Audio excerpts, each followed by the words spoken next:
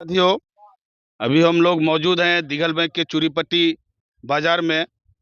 आज यहाँ पर नागरिक एकता मंच के बैनर तले 3 सूत्री मांगों को लेकर के गणेश सिंह के नेतृत्व में अनिश्चितकालीन भूख हड़ताल पर बैठे हैं, जिसकी प्रमुख मांगे है दिघल बैंक में ग्रिड का स्थापना, जर्जर सड़क की नवीकरण और दिघल बैंक में मोबाइल नेटवर्क की समस्या। इन को लेकर के क्यों इस विकास युग में भी आप लोगों को हड़ताल करने की जरूरत पड़ी? जी, ये दुर्भाग्यपूर्ण है कि हम युवा साथी आज दिगल बैंक में जो है भूख हड़ताल में बैठे हैं। ये इसलिए कहेंगे कि आज के भी समय में हम लोगों को अपनी ज़रूरत की मांगों को पूरी करने के लिए भूख हड़ताल में बैठना पड़ रहा है। हमारी जो 3 सूत्री मांगे हैं, पावर ग्रिड की स्थापना, दिघल बैंक में जो जर्जर सड़क है उसका नवीनीकरण और दिघल बैंक में जो बिजली की जर्जर अवस्था है उनको सुधारने की जरूरत। तो ये हमारी 3 जो मांगे हैं, ये मुख्य चीज है, उसी के लिए हम लोग आज इस भूख हड़ताल में बैठे हैं। हम मीडिया के माध्यम से कहना चाहेंगे कि जब तक ये 3 सूत्री मांगे हमारी पूरी नहीं होगी, जब तक इसका लिखित रूप से हम लोगों को ये नहीं मिलेगा, तब तक हम लोग जो है अपना भूख हड़ताल जारी रखेंगे। सरकार में आप धरने पर बैठे, आखिर क्या नौबत आ गई धरना की? देखिए, सरकार एनडीए की है, इसमें कोई डाउट नहीं है।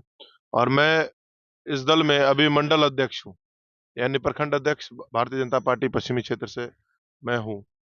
लेकिन ऐसा है कि दिघल बैंक को लेकर अब पता नहीं क्या विडंबना है कि जब नीतीश कुमार जी मुख्यमंत्री थे उस समय भी उनका लगातार कोचाधमन आगमन हुआ, उनका ठाकुरगंज आगमन हुआ, उनका किशनगंज सदर में कई बार आगमन हुआ, लेकिन दिघल बैंक से वो बचते रहे। ऐसा सूचना कई बार मिला कि दिघल बैंक के धंतोला आ रहे हैं, दिघल बैंक के दिघल बैंक में आ रहे हैं, दिघल बैंक के तुलसिया मैदान में आ रहे हैं।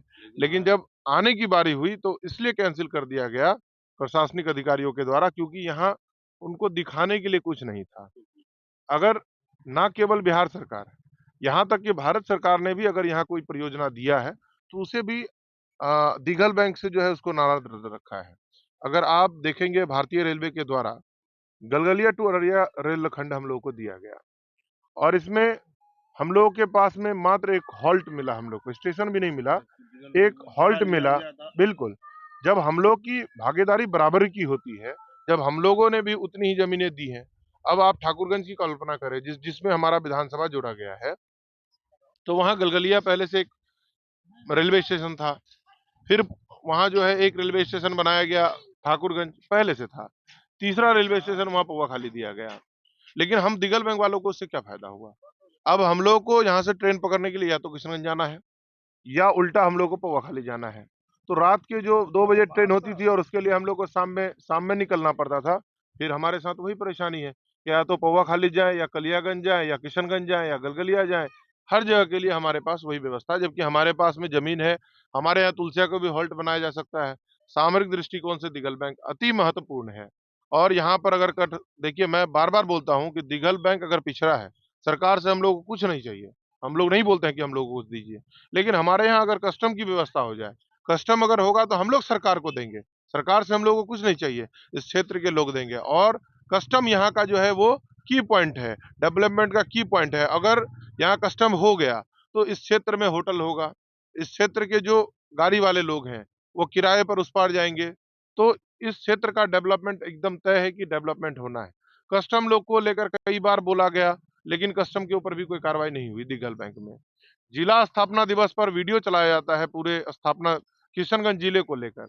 लगभग वो वीडियो 30 से 35 मिनट का है, यूट्यूब पे भी डाला हुआ है, आप देख सकते हैं। लेकिन उस वीडियो में आप देखेंगे कि ठाकुरगंज की हरगौड़ी मंदिर के बारे में चर्चा किया गया है, किशनगंज के काली मंदिर की, उदराघाट काली मंदिर की चर्चा है, उसमें टेढ़ागाछ के सूर्य मंदिर की चर्चा है, कोचाधामन का चर्चा है। लेकिन दिघल बैंक की चर्चा केवल इतनी की गई है कि दिघल बैंक किशनगंज जिले का एक प्रखंड है। मतलब हमारा अस्तित्व केवल इतना रह गया है कि हम लोग दिघल बैंक बस किशनगंज के एक हिस्सा है। अनुमंडल बना तो वो ठाकुरगंज, विधानसभा तो ठाकुरगंज, मेडिकल कॉलेज होगा तो ठाकुरगंज। तो दिघल बैंक के लोग केवल विधायक बनाने के लिए, वोट देने के लिए, विधायक से मंत्री बनाने के लिए और मंत्री से मुख्यमंत्री बनाने के लिए पैदा नहीं हुए हैं। जो मूलभूत सुविधाएं हम लोग को चाहिए, सड़क हमारा जो पहला है। अब आप देखिए कि नेपाल के लोग जब यहाँ आते हैं, भारत आते हैं, दिगल बैंक आते हैं, तो मिलते वो जैसे ही नेपाल क्रॉस करने के बाद इंडिया में प्रवेश करते हैं, दिगल बैंक पहला बाजार है, और यहाँ घुसते हैं उनको रोडों पर 1-1 फीट गड्ढा, 2-2 फीट गड्ढे पानी से गुजरना पड़ता है। तो आप ये समझिए कि एक नेपाल के नागरिक के माइंड में ये नहीं आता है कि किशनगंज जिले की ये स्थिति है, दिगल बैंक की ये स्थिति है या बिहार प्रदेश की ये स्थिति है। वो सीधे पूरे देश को चैलेंज करता है कि क्या भारत की यही स्थिति है कि यहाँ के रोडों पर पानी लगा रहता है, रोड पर पानी चलता है, रोड नाला बन गया है, रोड पर गड्ढा है, और ये आज से नहीं 16 साल हो गया इस रोड को बने हुए, और 16 साल में 2017 में जब बाढ़ आई थी उसके बाद रोड टूटा है और अब तक इसको देखने वाला कोई नहीं है। सहयोग पोर्टल बना सरकार का, हम लोगों ने सहयोग पोर्टल पे भी इसको डाला, और सहयोग पोर्टल से जो जवाब मिला वो हम लोग के लिए असंतोषजनक है, क्योंकि उसमें ये लिखा है कि हम लोगों ने इसका सर्वे कर विभाग को भेज दिया है। और भेजा कब है? तो मार्च 2026 में भेजा है। तो मार्च 2026 में जब सर्वे करके भेजा है, तो हम जो 2022 से लगातार जिला पदाधिकारी को, आरडब्ल्यूडी के एग्जीक्यूटिव को बार-बार लेटर दे रहे हैं। पिछले बार एग्जीक्यूटिव को ला करके पिछले बरसात में उनको यहाँ खड़ा किए थे और उनके द्वारा हल्का-सा मरम्मत करवाया गया था। तो आखिर जब 2026 के मार्च में ये लेटर बन के जा रहा है, तो उससे पहले इस रोड पर कोई कार्रवाई नहीं हुई। तो इससे स्पष्ट होता है कि दिघल बैंक के मामले में शासन प्रशासन सभी लोगों का आंख जो है वो बंद हो जाता है, और हम कार्यकर्ता, पार्टी के कार्यकर्ता केवल इन लोगों के लिए बस वोट बैंक है। पार्टी कार्यकर्ता के भी लेटर का या फिर पार्टी कार्यकर्ता के भी मांग का कोई सम्मान नहीं रहता है। दूसरा, जिस जगह पर हम लोग भूख हड़ताल पे बैठे हैं, आप अकील भाई, आप पहले से हमारे 2 नागरिक एकता मंच के द्वारा भूख हड़ताल हुआ था और दोनों को आप पहले कवर कर चुके हैं। 2019 में हम लोगों ने स्टेट हाईवे 99 के लिए, उस समय भी एनडीए की सरकार थी, और उस समय भी हम लोगों ने स्टेट हाईवे 99 के लिए मांग किया था, और आज 99 तैयार है। फिर दूसरी भूख हड़ताल हम लोगों ने किया था जो महज 24 घंटे में खत्म हो गया था। वो हड़ताल था अधिग्रहण को लेकर के। इंडो नेपाल रोड और स्टेट हाईवे 99 में जो जमीनें गई थी उसकी अधिग्रहण गलत तरीके से की गई थी।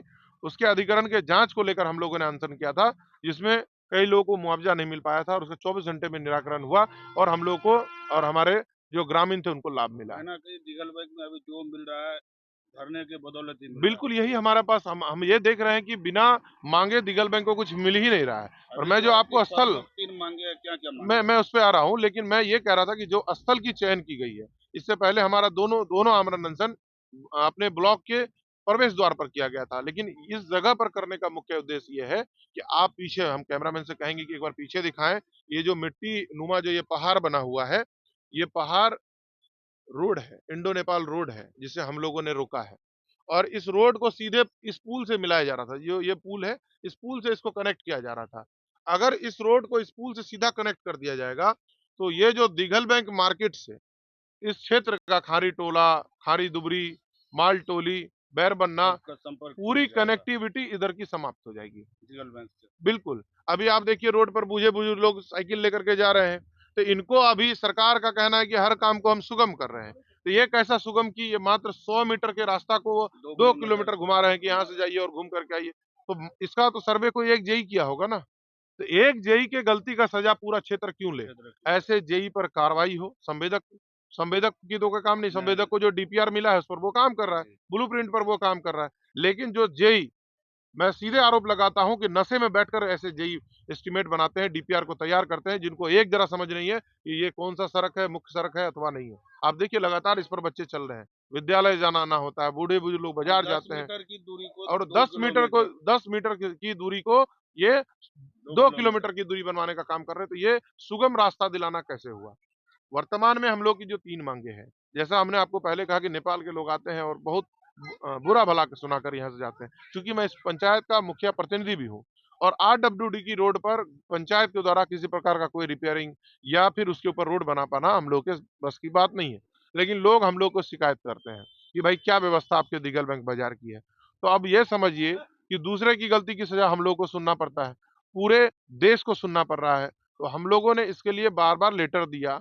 जिले के सबसे बड़े अधिकारी तो जिला पदाधिकारी हैं। जब उनको आवेदन दिया, सरकार तो बदलते रहती है, कभी महागठबंधन की सरकार बनती है, कभी एनडीए की सरकार बनती है, सरकार बनती रहती है, बिगड़ती रहती है। सरकार पर हम नहीं कहना चाह रहे हैं, लेकिन जब जिला पदाधिकारी महोदय को हम लोगों ने आवेदन दिया और उस पर भी संज्ञान नहीं लिया गया, तो हमने इससे पहले एक आवेदन दिया था कि 15 दिनों के अंदर अगर कम से कम मरम्मत नहीं हुआ, तो हम लोग आमरण अनशन करेंगे। तो कहीं न कहीं उन लोगों को भी ये असर नहीं हुआ। उन लोगों को भी कब लगा कि अनशन पे बैठेंगे, उसके बाद सोचेंगे। तो हम लोग अनशन पर यहाँ पर बैठे हुए हैं। आज से हमारा ये इसके लिए बार-बार लेटर दिया। जिले के सबसे बड़े अधिकारी तो जिला पदाधिकारी हैं। जब उनको आवेदन दिया, सरकार तो बदलते रहती है। कभी महागठबंधन की सरकार बनती है, कभी एनडीए की सरकार बनती है। सरकार बनती रहती है, बिगड़ती रहती है। सरकार पर हम नहीं कहना चाह रहे हैं, लेकिन जब जिला पदाधिकारी महोदय को हम लोगों ने आवेदन दिया और उस पर भी संज्ञान नहीं लिया गया, तो हमने इससे पहले एक आवेदन दिया था कि 15 दिनों के अंदर अगर कम से कम मरम्मत नहीं हुआ, तो हम लोग आमरण अनशन करेंगे। तो कहीं न कहीं उन लोगों को भी ये असर नहीं हुआ। उन लोगों को भी कब लगा कि अनशन पे बैठेंगे, उसके बाद सोचेंगे। तो हम लोग अनशन पर यहाँ पर बैठे हुए हैं। आज से हमारा ये आमरण अनशन अनिश्चितकालीन तक चलेगा। जब तक हम लोग की मांग पूरी नहीं होती है, तब तक हमारी जो 3 सूत्री मांग है। अब आप ये देखिए, आपदा केवल मौसम का यहाँ नहीं है, बाढ़ वाला मामला नहीं। यहाँ आपदा प्राकृतिक आपदा में हाथियों का झुंड भी एक बहुत बड़ा आपदा है। जब यहाँ पर फसल लगाई जाती है, उस समय में हाथियों का एक बहुत बड़ा झुंड आकर के हमारे क्षेत्र में लोगों को परेशान करते हैं। महीनों-महीना रहता है। लेकिन अब तक क्या जिला प्रशासन के द्वारा या वन विभाग के द्वारा उन हाथियों पर कोई कार्रवाई की गई? नहीं की गई। इतने सारे घर तोड़े गए, किसी को कोई मुआवजा जल्दी मिलता है? नहीं मिलता है। तो यहाँ के गरीब उससे परेशान हैं। अब मान के चलिए किसी व्यक्ति के घर रात में 12 बजे हाथी आ जाए, तो वो तो सबसे पहले किसी रिश्तेदार को कॉल करेगा ना, या पुलिस को कॉल करेगा, 112 की गाड़ी पर कॉल करेगा, कोई भी संबंधित अधिकारी को वो फ़ोन करेगा, अपने रिश्तेदारों को फ़ोन करेगा। लेकिन जब वो फ़ोन निकाल के किसी को कॉल करना चाहता है, तो उसके मोबाइल में नेटवर्क नहीं होता है। तो बताइए, सरकार जहाँ बुलेट ट्रेन की वादा करती है, वैसे समय में रिचार्ज भी करता है वैसे 5G का। वैसे समय में हमारे क्षेत्र में नेटवर्क नहीं है। 5G का नेटवर्क छोड़ दीजिए, 4G काम नहीं करता है, ढंग से बात नहीं हो पाती है किसी से, तो ऐसी परिस्थिति में तो भूख हड़ताल हम लोग को करना लाज़मी है। तीसरा हमारा जो मांग है पावर ग्रिड का। देखिए अभी क्या है, सरकार ने कहा कि अब डीज़ल पेट्रोल लेना आप छोड़ दीजिए। महँगाई है, खपत बहुत ज़्यादा है और इनकम कम है, क्योंकि खाड़ी में लड़ाई चल रही है। चलिए, तो अब लोग तो भाई इलेक्ट्रिक यूज़ करेंगे, कार भी इलेक्ट्रिक यूज़ करने लगे, किसान खेती में उपयोग करने के लिए मोटर का यूज़ करने लगे। अब अभी वर्तमान में जो बिजली की व्यवस्था है, हल्की बारिश, 2 बूंद बारिश हुई, बिजली चला जाना, रात-रात भर चली रात-रात भर चली जाती है। और इसके पीछे कारण क्या है? कारण यही है कि हमारा पावर ग्रिड रीगल बैंक को जो सप्लाई मिलता है, वो किशनगंज से यानी 55 किलोमीटर दूर से मिलता है। और बिजली की जो व्यवस्था, ये 33,000 जो पावर हाउस को आता है, तो ये रोड के किनारे नहीं है कि अगर कहीं कोई फॉल्ट हुआ तो हम बाइक से गए और फॉल्ट को देख लिए। वो खेत के अंदर-अंदर है और किसी भी मानव बल को इस 55 किलोमीटर में फॉल्ट ढूँढने में कम से कम 5 घंटा लग जाता है। तो ये 5 घंटे में तो हमको बिजली नहीं मिल पा रहा है। 5 घंटे में जो टोटो वाला, एक गरीब टोटो वाला जिसका मात्र वही एक सहारा है अपने जीवन चलाने के लिए कि उस टोटो को चार्ज करेगा, दिन भर चलेगा, फिर रात में वो अपने घर आकर के अपने बच्चों को खिलाएगा। लेकिन उसका टोटो बिना लाइन का नहीं चल पा रहा है। एक किसान का मोटर खेत में पड़ा रह जाता है क्योंकि लाइन नहीं है, मोबाइल चार्ज नहीं हो पा रहा है, इलेक्ट्रिक सबको यूज़ करने लगे। आप जाएँगे जब किसी सिलाई दुकान में, तो वहाँ देखेंगे कि वहाँ भी मोटर से ही सिलाई लोग कर रहे हैं। तो बिजली पर कहीं न कहीं हम लोग आधारित हो चुके हैं, लेकिन बिजली की जो कुव्यवस्था हमारे दिगल बैंक क्षेत्र में है, उस कुव्यवस्था को दूर करने का मात्र एक महज उपाय है और वो है पावर ग्रिड की स्थापना। बहादुरगंज और दिगल बैंक के बीच हो, हम लोग स्वार्थी वाला काम नहीं कर रहे हैं।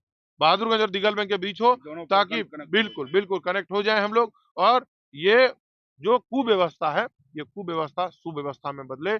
और रही बात सरकार में, सरकार भारतीय जनता पार्टी और एनडीए की सरकार, गठबंधन की जो सरकार है, उसमें हम, आपने कहा कि दायित्व पर हैं, बिल्कुल हम एक्सेप्ट करते हैं कि हम दायित्व पर हैं, विश्व सूत्री के उपाध्यक्ष हैं।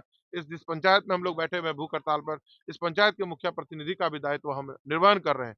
लेकिन बस बात एक ही है कि माँ के सामने जब बच्चा रोता है, तभी माँ उसको दूध पिलाती है। तो हम लोग अभी बैठे हुए हैं सरकार को जगाने के लिए और आँख में आँख डालकर। हमारे माननीय प्रधानमंत्री जी भी कहते हैं कि सबसे पहले समाज की सुनो, समाज मजबूत होगा, गाँव सशक्त होगा, तब राज्य सशक्त होगा और तब आपका देश सशक्त होगा।